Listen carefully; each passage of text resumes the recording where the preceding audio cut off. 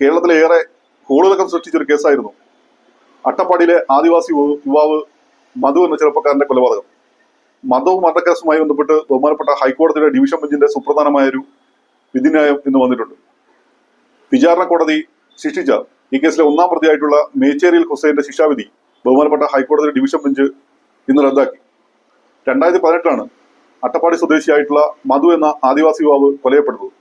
ഈ കേസുമായി ബന്ധപ്പെട്ട് അഗളി പോലീസ് രജിസ്റ്റർ ചെയ്ത ക്രൈം നമ്പർ 87/2018 മണ്ണാർക്കാട് SC കോടതിയിലെ സെഷൻസ് കേസ് നമ്പർ 265/2018 കേസ്. ഈ കേസിൽ ആകെ 16 പ്രതികളാണ് ഉണ്ടായിരുന്നത്.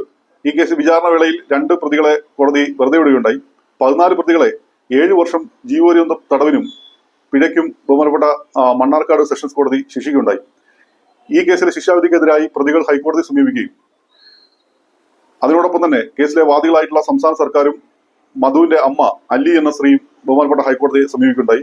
ഈ കേസ് പരിശോധിക്കവേ ഈ കേസിലെ ഒന്നാം പ്രതി കേസിൽ ആരോപിക്കുന്ന വിധം മധു എന്ന ചെറുപ്പക്കാരനെ കാട്ടിലുള്ളിലെ ഗുഹയിൽ നിന്ന് പിടിച്ചുകൊണ്ടുവന്ന് നാട്ടിൽ കൊണ്ടുവന്ന് അതിക്രൂരമായി മർദ്ദിക്കുകയും മർദ്ദിച്ചതിന്റെ ഭാഗമായി മധു മരണപ്പെടുകയും ചെയ്തു എന്നുള്ളതാണ് കേസ്.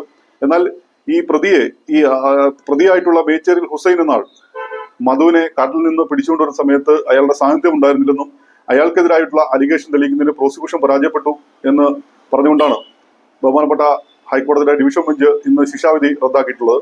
ഇതിലെ ബാക്കി 13 പ്രതികളുടെയും ശിക്ഷ നിലനിൽക്കുമെന്നും ബഹുമാനപ്പെട്ട ഹൈക്കോടതി കണ്ടെത്തുണ്ടായി. കേരള രാഷ്ട്രീയത്തിൽ വരും ദിവസം വലിയ ചർച്ചയാവാൻ സാധ്യതയുള്ള കേസാണ് മധു മർഡർ കേസ്.